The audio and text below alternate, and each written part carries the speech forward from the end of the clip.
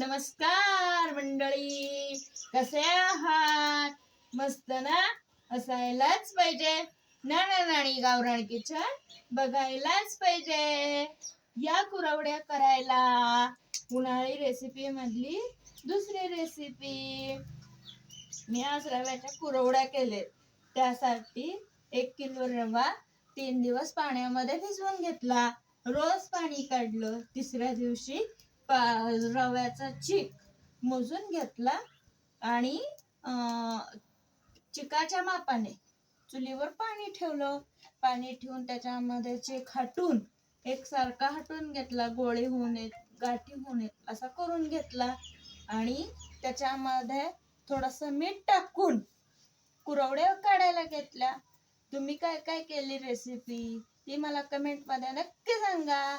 या रेसिपीचा मोठा व्हिडिओ लवकरच पोस्ट करते, तोही बघा.